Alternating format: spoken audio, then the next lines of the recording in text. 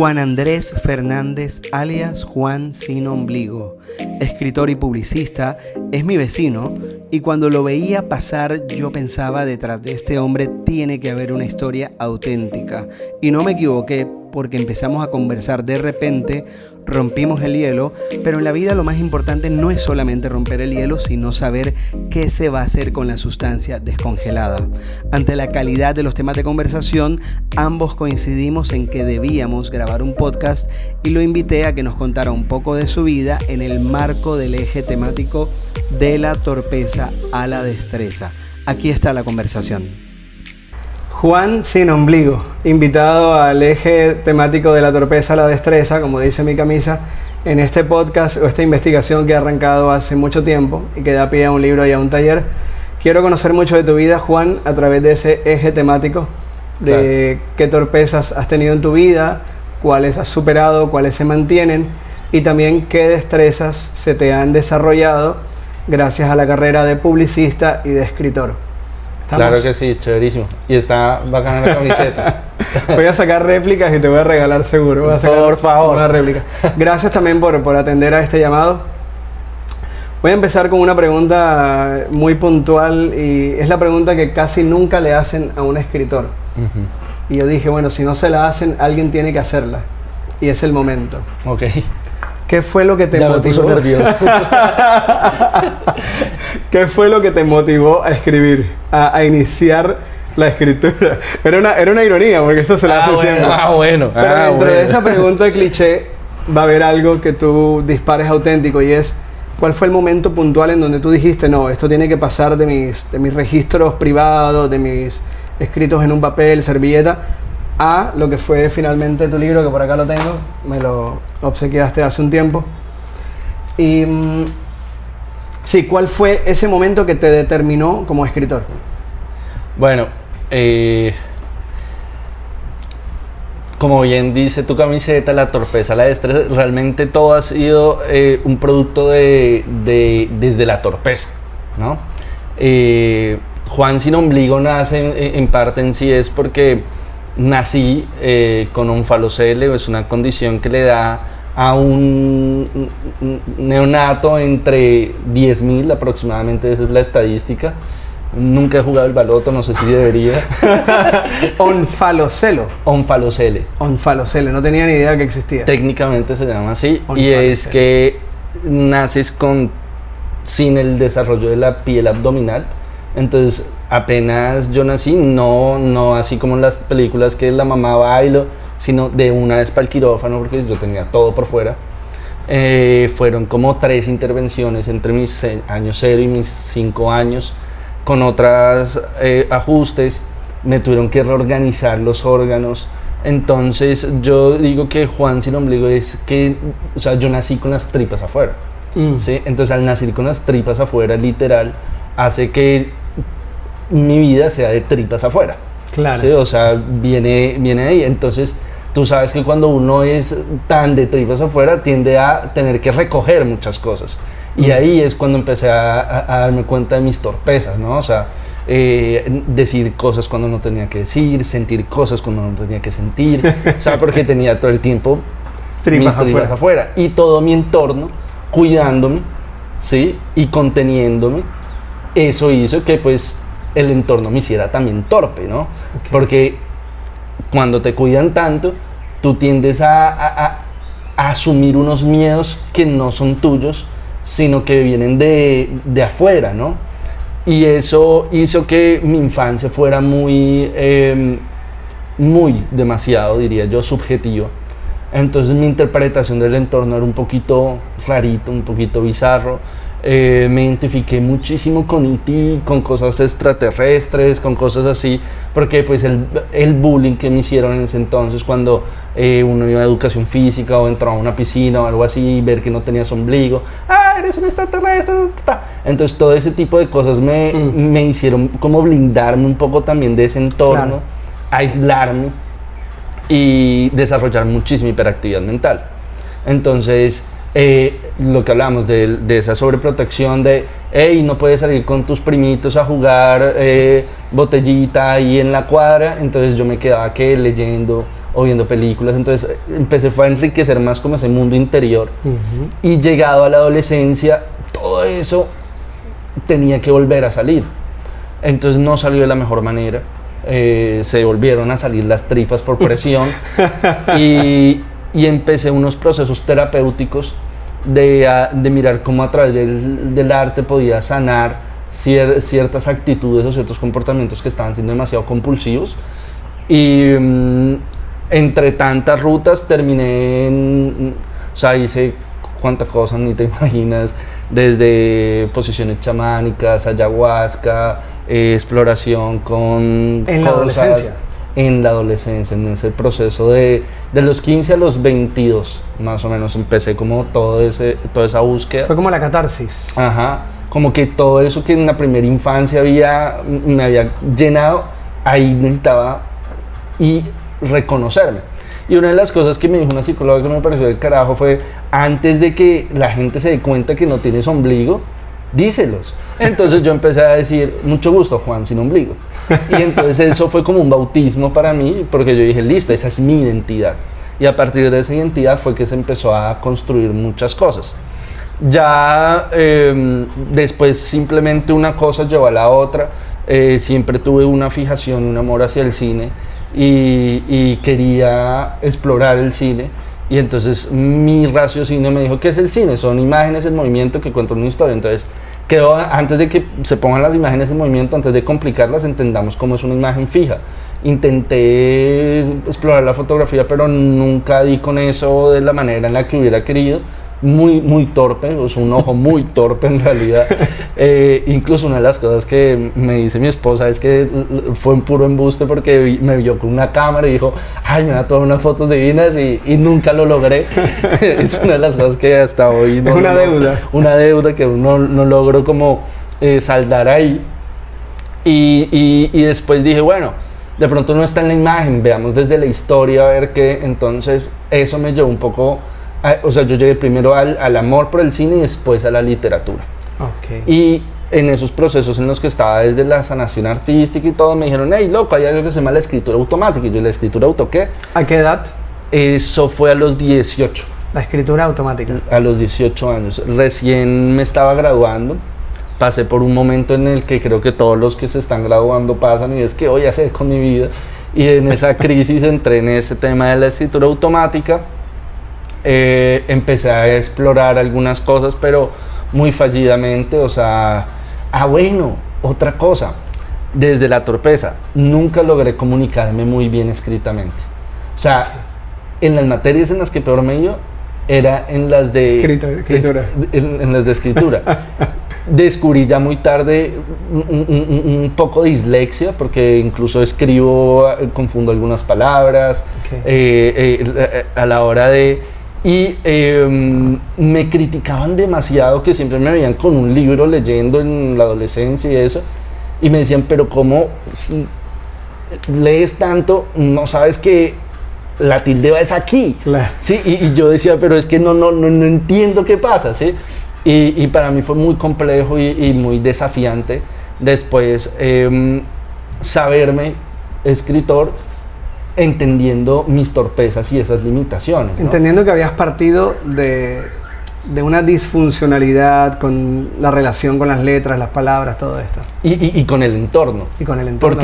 Porque no podía, o sea, aún hasta el día de hoy, incluso con un editor que estimo mucho, quiero mucho, hay veces nos quedábamos media hora en un párrafo porque no lograba del todo realmente decir lo que quería decir de la manera en la que lo quería decir, ¿sí? Entonces realmente hace poco escuché una frase que se me olvida, no es mía, hago así comillas, perdón el autor si está vivo o muerto, pero era algo así como que el amor y el arte no se pueden forzar, ¿sí? Toman su tiempo, ¿sí? Entonces, para mí ha sido comprender que si estoy haciendo un arte, debe tomar su tiempo. Entonces, también hay otro autor que creo que ese sí sé quién es, se llama Byung-Chul Han, habla de que hoy en día la narración es antisistémico, porque todo es tan inmediato, todo es tan ya, que tomarse el tiempo de tu leer. Las redes O sociales. tomarte tu, exacto, los medios, las redes sociales, tomarte tú el tiempo de leer es ya un acto de rebeldía. Sí, tomarte tú el tiempo de escribir es un acto de rebeldía. ¿Por qué? Porque estás rentelizando el tiempo, estás deteniendo el tiempo, estás deteniéndote en el tiempo en el que todo va muy rápido. Entonces, por mi nivel de ansiedad y mis compulsiones, ese ejercicio desde la escritura ha sido como lo que me ha permitido mantenerme ecuánime un poquito al menos. Es decir, la escritura te hizo consciente de ciertas torpezas, pero también te ayudó a superarlas a través del proceso. No solamente eso, sino ya te había medio comentado en un pasado algo, pero literal, a mí la literatura me salvó la vida. Te salvó la vida. Wow. ¿Por qué? 25 años.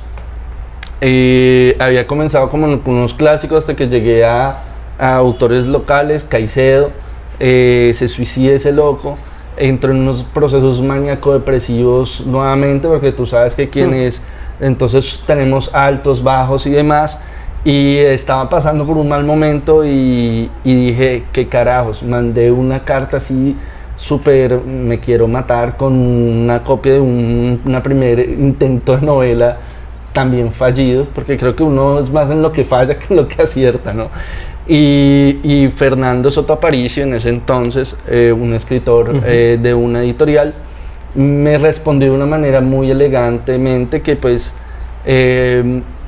tenía que seguir viviendo porque no me iban a publicar esa vaina porque estaba mal escrita. Okay.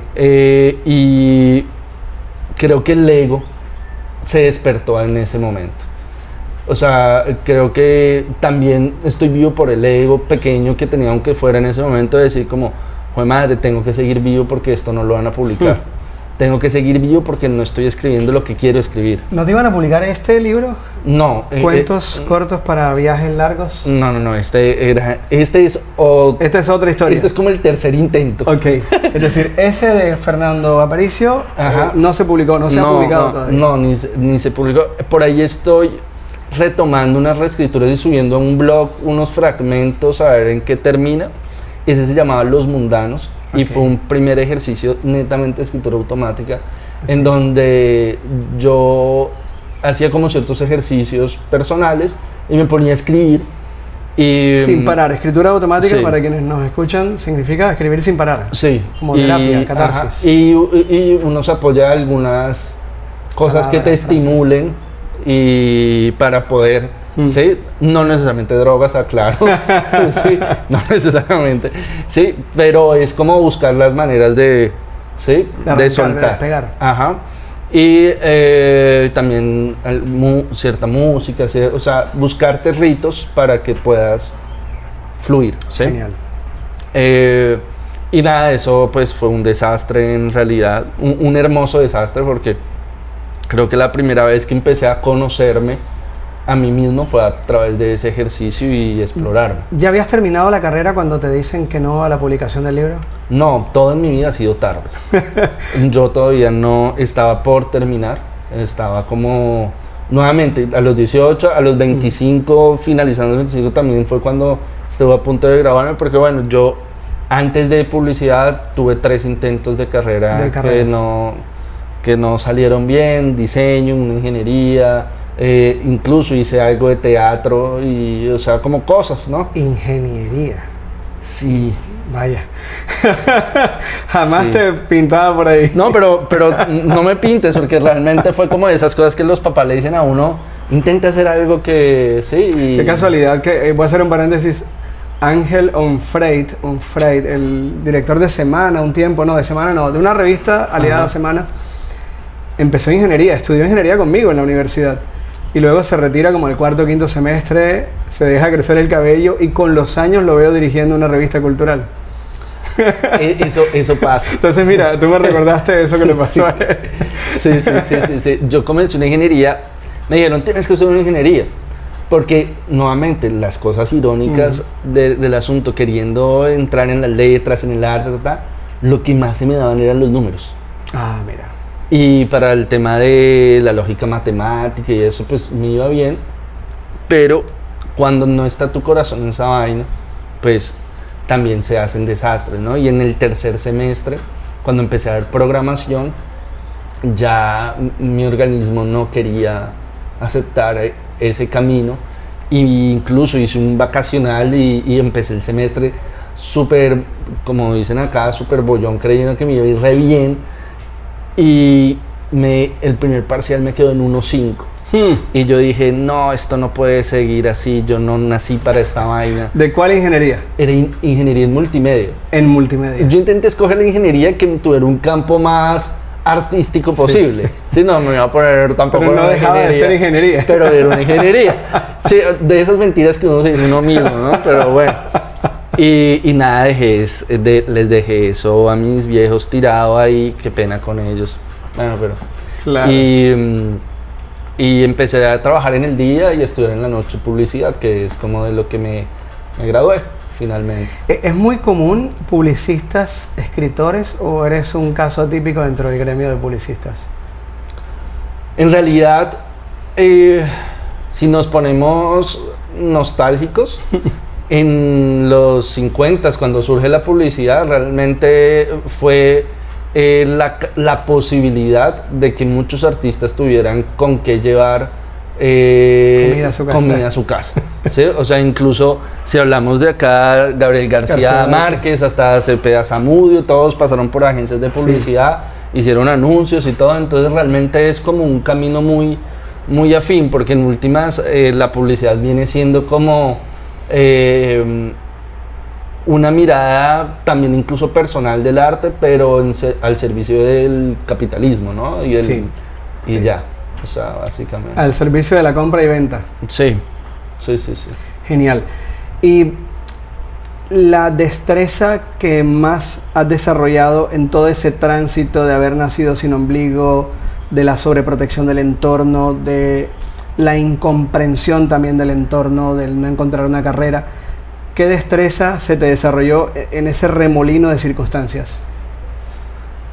Yo creo que realmente el ejercicio que partió incluso de lo de la escritura automática y yo creo que mi mayor destreza generada a partir del cúmulo de todas estas experiencias es el encauzar las ideas. ¿Sí? O sea, creo que más que todo me sigo viendo más en el campo ideológico creativo. ¿Sí? Aún me sigue costando aterrizar las cosas a lo concreto, a la forma, bien sea en las palabras o acciones y demás, pero ya entiendo un poco más lo que detona mi hiperactividad mental y ya manejo un poco más los pasos para conseguir desde la idea y concebir desde algo eso. ¿Sí? Entonces creo que mi destreza es la que más desarrollo, la creatividad per se, ¿sí? Sin necesidad que haya un resultado, ¿no? O sea, es importante... Disfrutando el proceso. Sí, y creer en el proceso, ¿sí? Más que todo eso, últimamente ando en ese punto. Que eres docente hoy en día de publicidad también. También soy docente. Una materia de publicidad. Sí, bueno, tengo como 4 ahí en la Universidad de la Costa, pero sí, y una de las cosas que le digo a los pelados hoy es que todos queremos usar la creatividad, pero yo creo que la creatividad no quiere dejarse usar. Yo creo que es importante ver la creatividad como simplemente una manera o una forma de vida, ¿sí? ¿Por qué? Porque cuando tú la intentas usar para resolver, es una trampa. El cerebro... bueno, hay muchos autores que lo exploran desde la creatividad, Goleman, Garner, bueno, pero una de las cosas claves con nuestro cerebro es que desde que estamos entaparrados, estamos diseñados para consumir la menor cantidad de recursos de nuestro cuerpo, para subsistir. Entonces el cerebro va a intentar consumir la menor cantidad de recursos de tu cuerpo para subsistir. Entonces cuando tú le planteas un desafío, él va a intentar resolverlo lo más rápido posible. Y eso no es creatividad, eso es resolver, ¿sí? Y cuando pongo a mis estudiantes con algún desafío marketero, su cerebro va a intentar resolver. Y yo lo que hago es llevarlos a que no resuelvan, llevarlos a que hey, los primeros tres slogans son malos, los siguientes 7 no sirven. Cuando llegues al número 30, de pronto ahí hay algo, porque ya tu cerebro llegó a un fastidio, a un momento en el que está irritadísimo, que dice, bueno, busquemos otras maneras, tenemos que desarticular y desmontar la manera en la que hemos venido haciendo los anteriores 29 y veamos ahora qué otros caminos. Y ahí, en ese punto luminoso, es donde yo creo que hay creatividad. Como quien dice, sagrada sea la repetición. Sí, porque es que yo les digo a ellos que es lo mismo que se nota, que no he ido mucho a un gimnasio, pero una de las cosas que uno sabe que apenas llegas a un gimnasio, lo primero que van a hacer es entregarte una rutina en donde hay series y repeticiones. Sí. Entonces yo les digo, así como una persona que va al gimnasio tiene que hacer series y repeticiones y ver el músculo cómo crece, lo mismo sucede con el músculo del cerebro, series y repeticiones. Sí. Después de tanta repetición, ya el cerebro va a empezar a acomodarse de otra manera, el cerebro va a empezar a moverse de otra manera, y ahí es donde puede haber cosas interesantes. Incluso hay teorías que, por ejemplo, esto de las 1000 horas de vuelo, que después de que tú haces como 1000 horas de algo, es que realmente, sí. Entonces sí, yo creo que va mucho por ese lado. Tú me has contado unos ejercicios personales en los que tú estás también muy interesante respecto a eso, ¿no? De hecho, en la investigación de la torpeza, la destreza, hay algo que se conecta con lo que estás diciendo, y es las repeticiones, que le llamaríamos también intentos, ¿cierto? Los intentos, los números o la cantidad de intentos que hago para llegar a un hallazgo. En esos intentos no solo prima la cantidad, sino la calidad de los intentos, porque intentar 1000 veces igualito algo puede que te esté haciendo estrellarte de la misma manera, pero si el intento le varías a algo, una modificación, le metes una modificación por ahí, llegas a otro lugar. Más o menos así es como lo que... Y llegas a otro lugar. Incluso una vez un estudiante cogió y me dijo, profesor, casi me atracan por su culpa.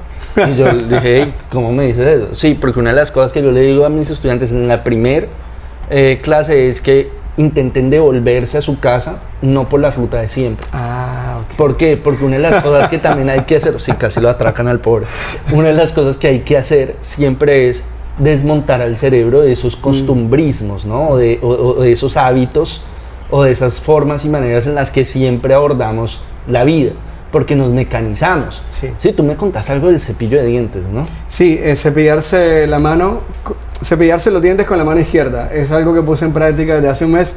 Se lo comenté a Juan y eso te disparó como ideas sobre todo este tema. Sí, porque yo le decía a los pelados también que intenten a partir de eso cepillarse con la otra mano, que reflexionen cuando se van a secar al salir del baño, por dónde empiezan a secar, si cambien, o sea... Lavar los platos. O sea, realmente tenemos una cantidad de hábitos mecanizados que hay que incomodarnos. Sí, total. Hay que incomodarnos para llevarnos a otros lugares. Sí.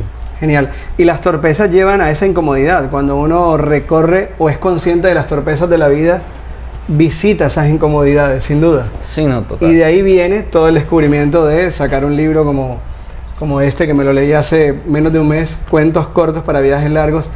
Ahí hay algo que te quiero conectar sobre lo que has dicho y sobre algo que viene en el libro. Hay una frase que dice un personaje en el cuento de preferiría no hacerlo, preferiría no hacerlo. Que es un cover. Que es un cover. Sí. de Batterby y el escribiente, de Melville, que es de un personaje que para todos responde preferiría no hacerlo. Mira, increíble. Y en este cuento, el personaje se quiere acercar a alguien que le ocupa su puesto, le ocupa la mesa que él siempre usa en la cafetería donde se sienta a trabajar. Y antes de decirle algo a esa persona que tiene su puesto, piensa, pero siempre ha sido para mí muy incómodo relacionarme con extraños. Relacionarme con gente extraña ha sido muy incómodo. ¿Te ves autobiografiado, autorreflejado en ese personaje? Es decir, desde chico tuviste ciertas frustraciones para acercarte a otra persona, a desconocidos. Bueno, también Wilde decía que dame una máscara y te diré la verdad. ¿Sí? O sea, creo que todos los que hacemos algún tipo de arte, lo que hacemos es reconocernos a nosotros mismos en nuestras obras y mostrar un poco de lo que somos en lo que hacemos, ¿no? Y total, a mí, pero ¿qué es una persona extraña? Genial. Sí, o sea, es que es muy profundo, si viera que lo tengo súper subrayado. Sí, porque ¿qué es una persona extraña? Realmente, en ese caso puntual, el extraño, el que estaba ocupando la mesa, ese era yo, quitándole el puesto a otra persona que ya venía con ese hábito. Entonces es muy interesante tu lectura, pero realmente el extraño soy yo. Y me gusta verme siempre a mí mismo de esa manera, y es algo con lo que he tenido que convivir desde muy pequeño, y me acepto así, y me gusto así, y incluso ha sido algo de lo que ha ido alimentando un poco este personaje y de lo que soy, y es como una persona extraña. O sea, alguien que no tiene ombligo y anda por ahí por el mundo diciendo sandeces, es alguien extraño, y entonces me he alimentado a mí mismo de ese personaje para poder verme al espejo. Y todos somos extraños para otros, ¿no? Sí, todos.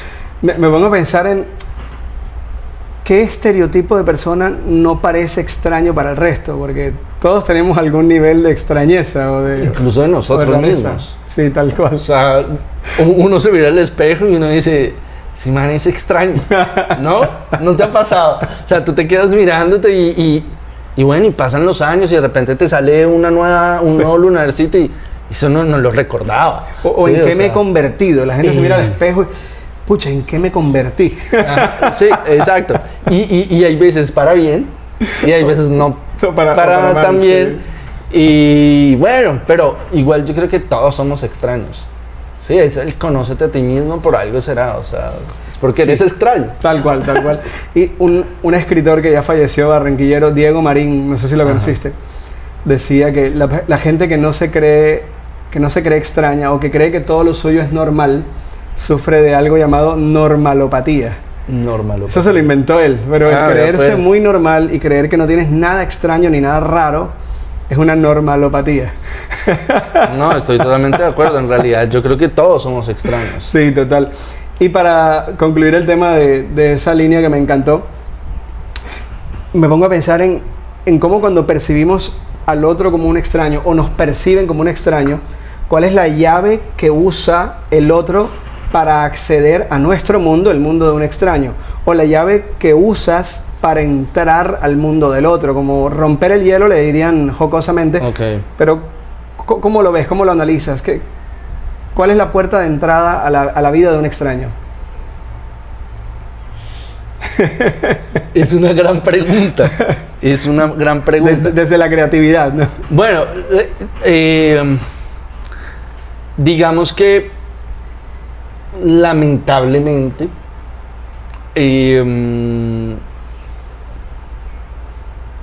y creo que muchos de nosotros lo hacemos, o si no, pues me declaro culpable de eso. Presentamos una versión nuestra a algunos, y nuestras versiones más íntimas, más privadas, las conocen muy pocos, ¿no? Entonces, como que no sé si es una llave o es una ganzúa para pescar.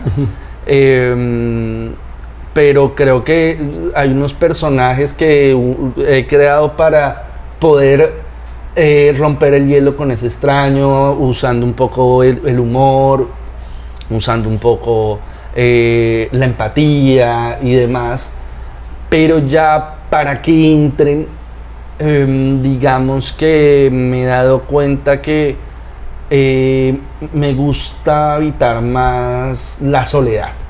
¿Sí? O sea, como que... Y una de las cosas que han hecho que eso sea así es que también por esta misma hiperactividad tiendo a ocuparme en demasía. ¿Sí? Entonces como que si no estoy en un trabajo estoy en el otro, o en una actividad o en la otra, entonces como que eso hace que el roce social quede en ese personaje funcional, en el que va al trabajo, te sonríe, te pasa un documento, y de pronto charlan un par de cosas de la serie que están viendo a la hora del almuerzo y ya, ¿sí? Pero ya estas otras versiones más íntimas, más de pronto con mi pareja. Claro, familia.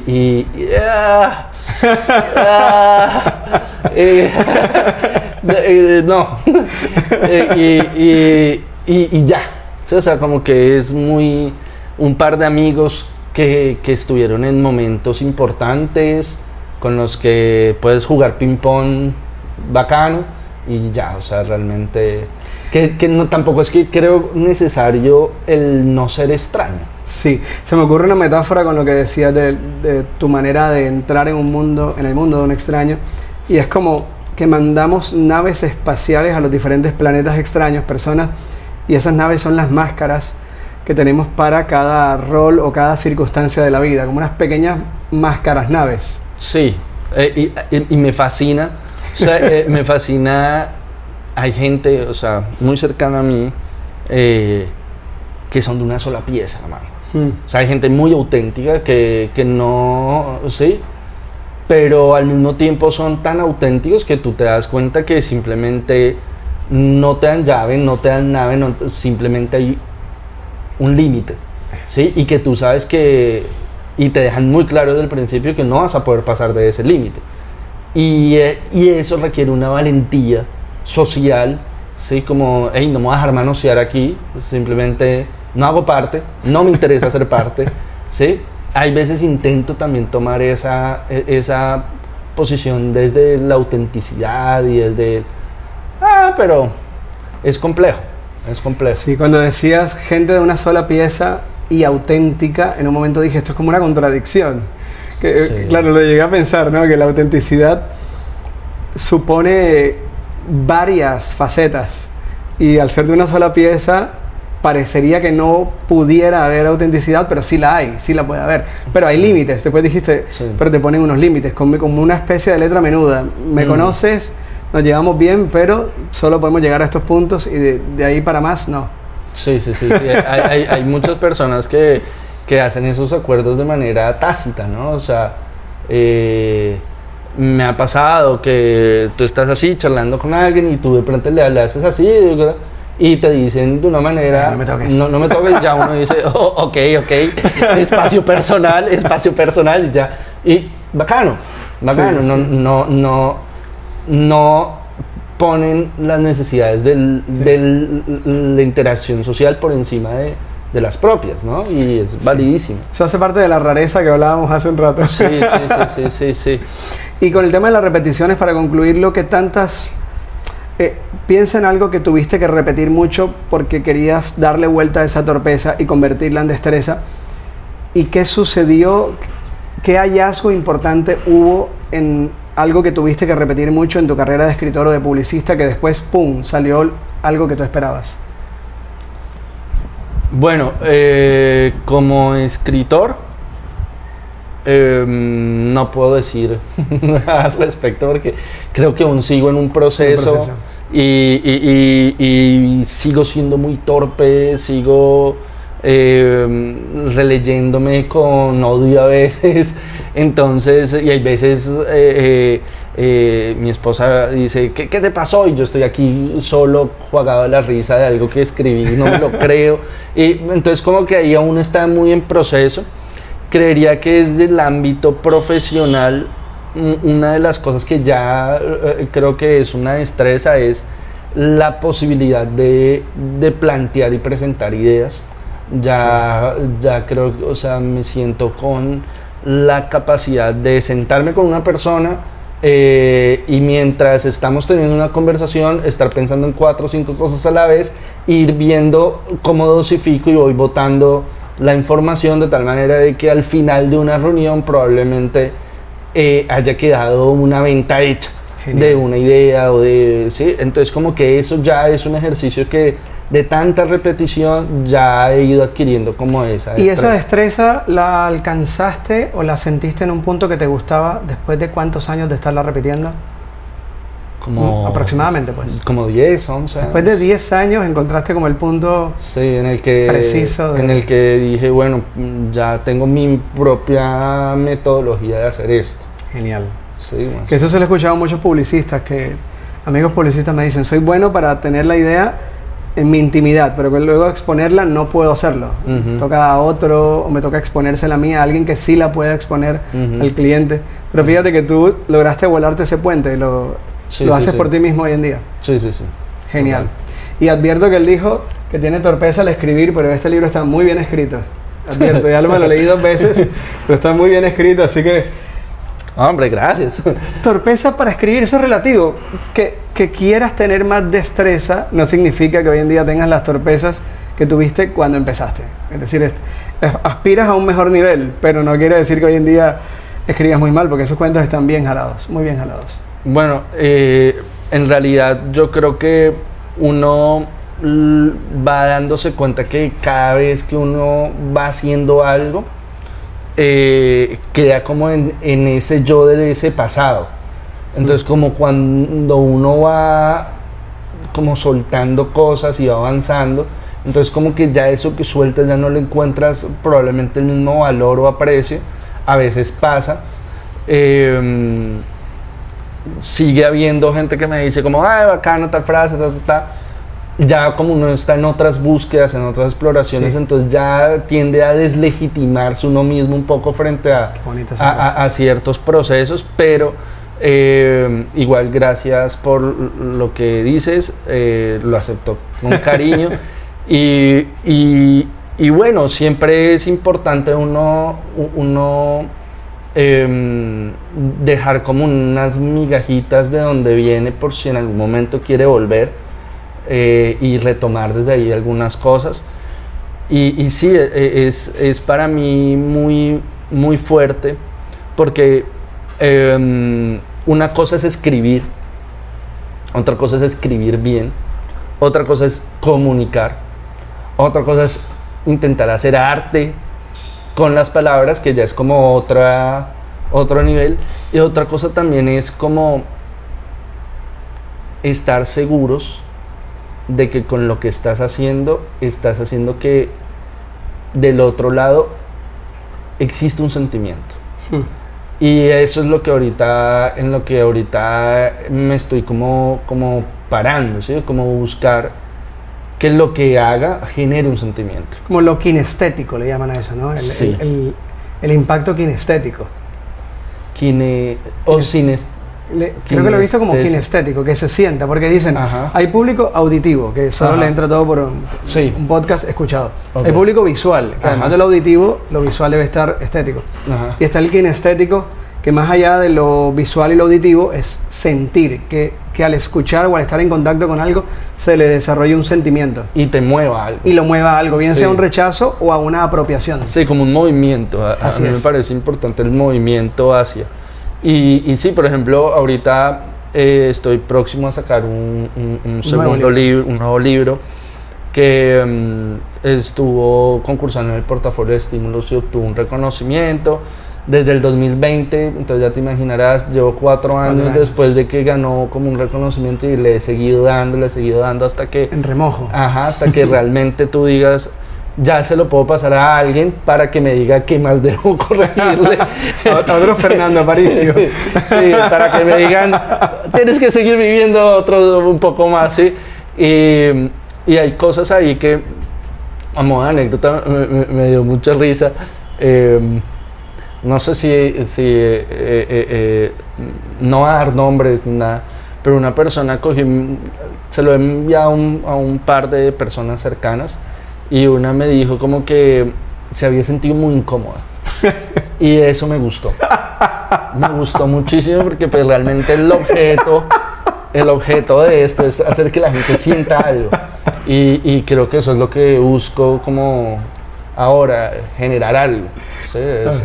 Por eso te he dicho que te des la oportunidad con el stand-up comedy y por ahí te pasé el contacto de Gonzalo Valderrama. Ok, sí. Porque él dice lo mismo en la comedia, en el humor. Sí.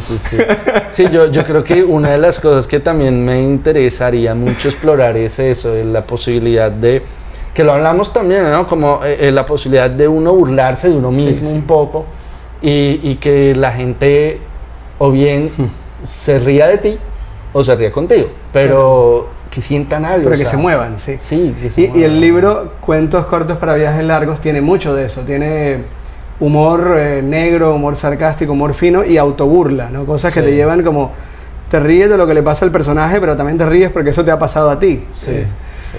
Genial como lo del entrar en un mundo, en el mundo de un extraño. A mí eso me ha pasado un montón. Antes que yo era muy tímido, ya he perdido mucho esa timidez. Y bueno, Se nota. en un rato vamos a sacar 3 cartas de acá que son preguntas, Dale. que esto es un homenaje al... Por allá vamos a hablar de esto. Antes de pasar a ello, ¿qué destreza, por mucho que suene apetitosa, por mucho que suene valorada, qué destreza no te gustaría adquirir nunca porque sientes que va en contra de tu esencia?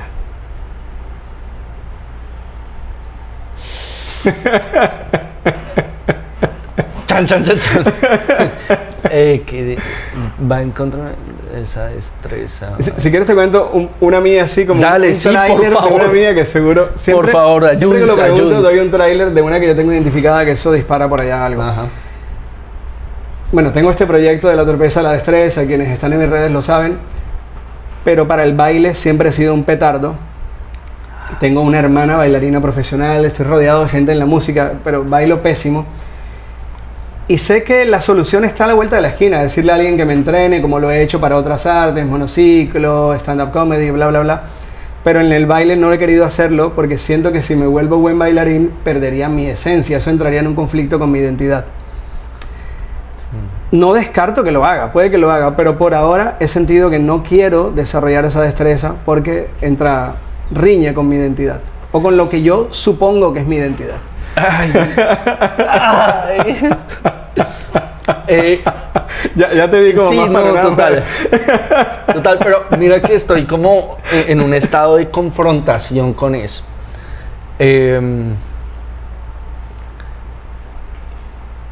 Intenté incluso, no sé si con tu hermana lo intentaste también en algún momento. He intentado. Intenté fallidamente también ir como a un gimnasio, hermano. Ok. O sea, como que me parece un templo muy complejo, Sí. con unos rituales muy complejos no sé, como que también los publicistas tendemos a estereotipar un montón y el mundo es un estereotipo Sí.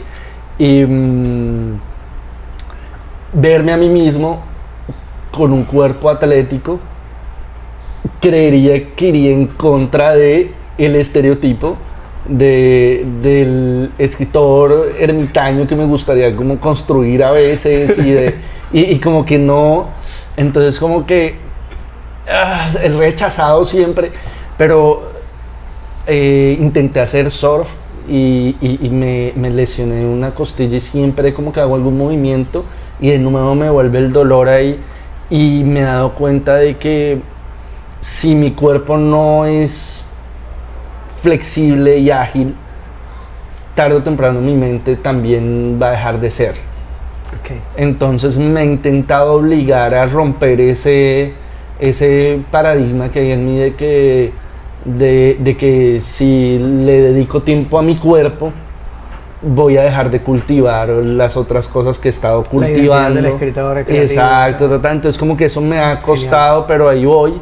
Ahí voy a ver si el otro año lo intento. Qué revelación. Esta pregunta fue una bomba de revelación. Sí, Wow.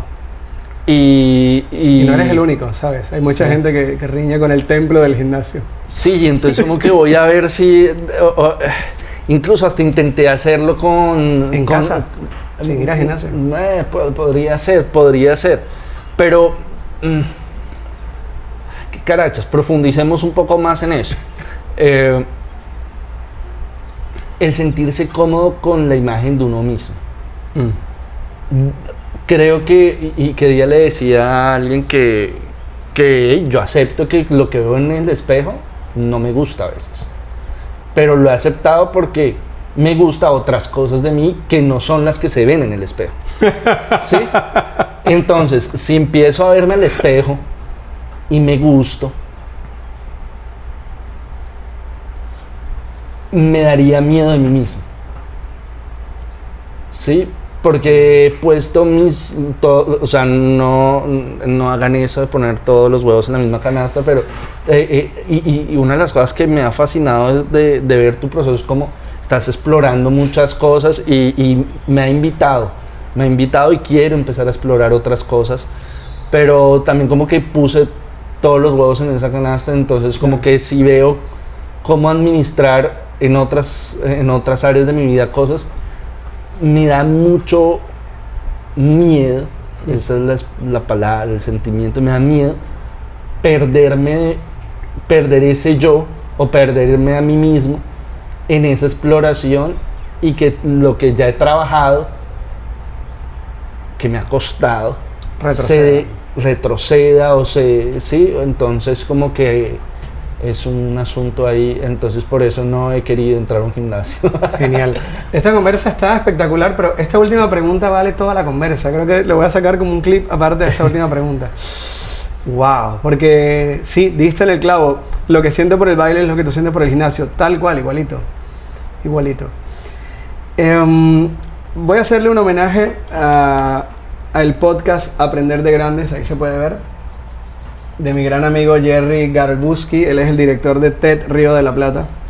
Okay. Él sacó este juego que son, ¿cuántas cartas? No sé, 50 creo que son. Que él le llama disparador de conversaciones. Genial. Entonces puede que de aquí te voy a poner a escoger, a que saques 3 y recuerda de las 3... que soy un caso entre 10.000. Se supone que la estadística está a mi favor.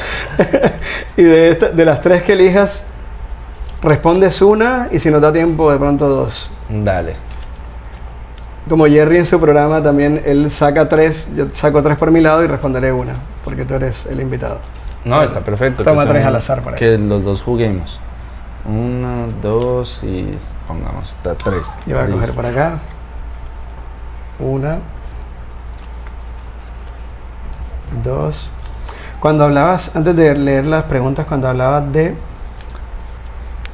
estereotipo del escritor, me acordé de una frase de García Márquez que él decía que la escritura es un pacto honrado con la soledad. Esa frase era de Gabo. Y cuando lo dijiste hace como 10-15 minutos me acordé de ella, te la iba a decir en el momento. Es un pacto honrado con la soledad. Sí, y mira que incluso ahora que hablas que estábamos hablando de los gimnasios y todo, recientemente bueno, yo creo que le puedo decir amigo, si no pues él me dirá que no, pero de momento para mí lo es. John Archibald hace poco sacó un libro en la reciente feria del libro que se llama Come Hierro. Y él, sí, él es piñudo, y él en realidad desde que lo conocí fue una de las personas que me ha llevado de pronto a ir desbloqueando eso. Ese factor, sí. Y darme cuenta que no hay un estereotipo para ciertas cosas y igual gracias John por eso.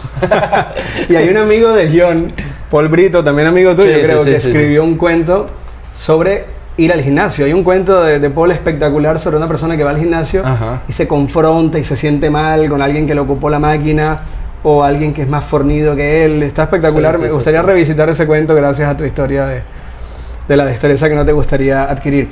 Lee tus 3 preguntas y me dices cuál quieres contestar. Bueno, comencemos con que saqué la número 1. Es la número 1, el número 1. Y es, ¿qué pregunta te haces todo el tiempo? Esa pregunta. ¿Qué pregunta te haces todo el tiempo? Esa pregunta es la pregunta que te haces todo el tiempo. Sí, es que me pareció muy curioso y es porque me considero sobrepensador, entonces todo el tiempo me estoy preguntando en qué me estoy preguntando, o sea, en qué estoy ahorita, ¿sí? Entonces como que intento reflexionar sobre lo que reflexiono mucho, entonces me pareció chévere y que fuera la número 1, entonces como que... Jerry, espero que veas esto, te lo voy a mandar al interno de Instagram, te voy a etiquetar en esto. Y la estadística, la número 1 y era esa. Genial. Listo, en orden, la cuarta es, ¿crees en algo que no puedes demostrar?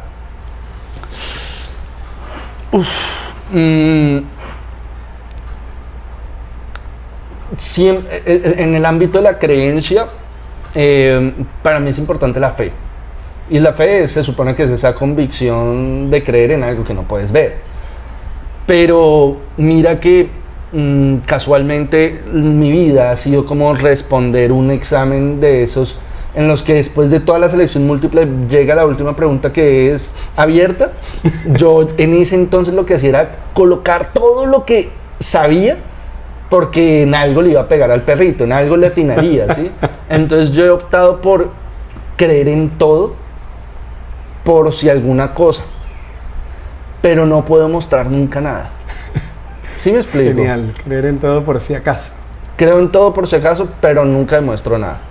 Ni tampoco me filio únicamente con algo, ¿sí? Porque creo en todo.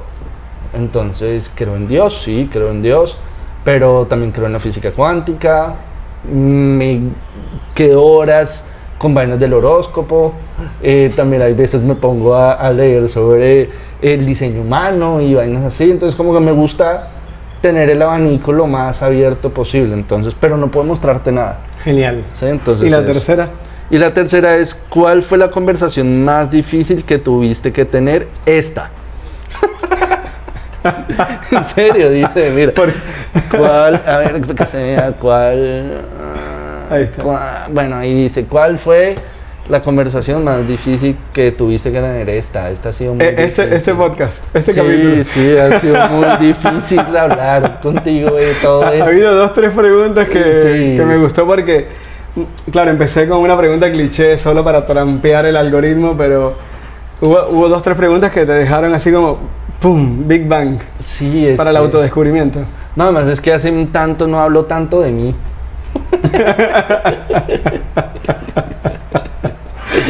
Sí, entonces es difícil hablar de uno, ¿no? Viene bien hablar de uno de vez en cuando. Sí. Bueno, voy a leer las mías, pero ¿cuál fue la anterior de esta? ¿Cuál fue la conversación más difícil que...? Ah, ok. Y la anterior a eso fue, ¿crees? Lo que crees en lo que no puedes demostrar. Ahí voy a hacer un aporte mío. Cada vez que juego a esto puedo responder algo diferente ahí, pero esta respuesta sí es recurrente. Yo creo que si, en caso mío, que soy padre de 2 niños pequeños, que si el papá y la mamá no pelean nunca y tienen una relación sana, los hijos nunca se enferman. Esa es una teoría.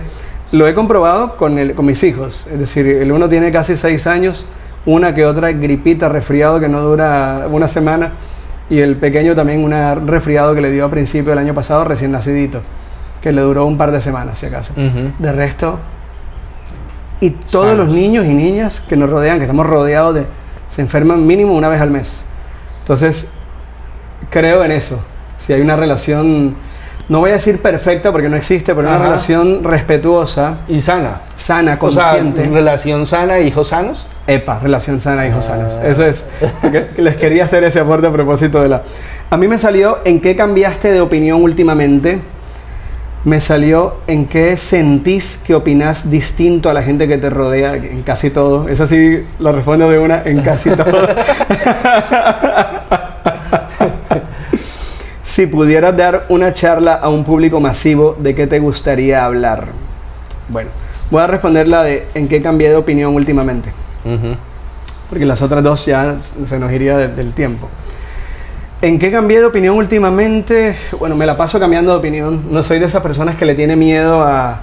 ¿Cómo le llaman a eso? Es que el miedo al archivo, al registro. Ah, ok. Que si puse en Twitter hace 2 años algo y hoy pienso lo contrario, por ahí no lo expongo porque me van a mostrar, oye, pero opinabas distinto. No, sí, me la paso cambiando de opinión y me enorgullece cambiar de opinión. Referente a la pobreza, he cambiado mi opinión. Hace años yo veía a la pobreza con victimismo, ¿no? Como, ay, pobrecitos, vamos a ponernos todos tristes porque hay gente que no puede comer y tal. Y ahora lo veo como vamos a envalentonarlos, vamos a darles herramientas para que vivan mejor. Entonces cambié del victimismo al empoderamiento. Y en Colombia se juega mucho al victimismo, ¿no? Como al pobrecito dale la limosna y ponle cara de pesadumbre, que la pasa muy mal. Tal vez se necesite algo de eso, pero es preferible 1000 veces ayudar, enseñar a pescar que andar dando el pez en la boca. Eso sí lo cambié de unos años para acá. Y me costó cambiarlo, porque crecí en un hogar religioso, católico, en el que si no dabas, eras un criminal. Claro. Y ahora no doy siempre, doy cuando me da la gana, pero cuando no doy, como dice una frase de la Cábala, que te he hablado de la Cábala, dice, a veces la mejor ayuda es no ayudar. Uf. Sí, total. Uf. Un minuto de silencio. ¿En qué has cambiado de opinión últimamente tú? Y luego te hago otra parecida a esa, pero que le pega a otro sentido. ¿En qué has cambiado de opinión, Uy, Juan? ¿en qué he cambiado de opinión? Últimamente. Últimamente. En que las personas son transparentes con sus sentimientos. Que sí lo son. Ajá. Antes pensabas que no. No.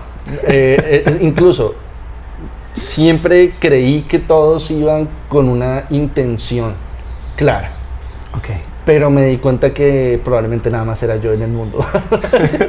O sea, ¿a qué voy? Mi mejor amiga siempre me decía que ella y yo podíamos ser buenos amigos, era porque ella no tenía... ni yo tenía que ofrecerle, ni ella tenía que ofrecerme. Y que por eso éramos buenos amigos. Porque ella decía que muchas de mis amistades en la etapa de la adolescencia, que fue cuando nos hicimos amigos, estaban siempre mediadas por algún tipo de transacción. Ok. Sí, o sea, y eso explica mucho el por qué consideraba que nadie era transparente. Ok. Porque siempre pensaba que cuando alguien me hablaba era que quería algo de mí. Y me acostumbraba que siempre que le hablaba a alguien es porque necesitaba algo de ese algo. Ok. No me interesaba la persona, ni probablemente yo le interesaba. Hasta hace poco que me he dado cuenta que hay gente que simplemente no está esperando nada, ¿sí? Entonces, si esa persona no está esperando nada y yo no estoy esperando tampoco nada de esa persona ni ella de mí, ¿cómo establecemos esta relación? ¿Sí me explico? O sea, ese contrato social. sí, o sea, ¿de qué hablamos? ¿De qué no? Y creo que una vez mi abuela me dijo que uno tenía que dudar de las personas que no supieras cuáles eran sus intenciones. Ok. Y creo que por educación empecé a dudar de la gente que no tuviera clara cuál era su intención. O por protección. O por protección, ¿no? Y no, y ya, o sea, hay gente que no, y ya. Entonces cambié de opinión. Genial, hay gente que genial. sí es transparente Y a sí. propósito de eso me conectó algo que decías al principio de la entrevista, y era torpe para sentir cosas que no tenía que sentir. Eso me súper llamó la atención, ¿no? Sí. Cómo se puede controlar lo que uno debería estar sintiendo. Es muy loco. Sí. Sí, porque tenía las tripas afuera. Mis familiares estaban viendo Cartoon Network todos reunidos en la casa de la abuela, y yo salí corriendo del baño con la toalla así y dice ¡uy!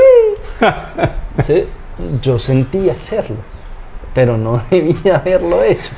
Sí, hay veces hay que contenerse. Y en honor a la última pregunta del cambio de opinión, con esta cerramos. ¿En qué crees que no vas a cambiar de opinión de aquí hasta que te mueras?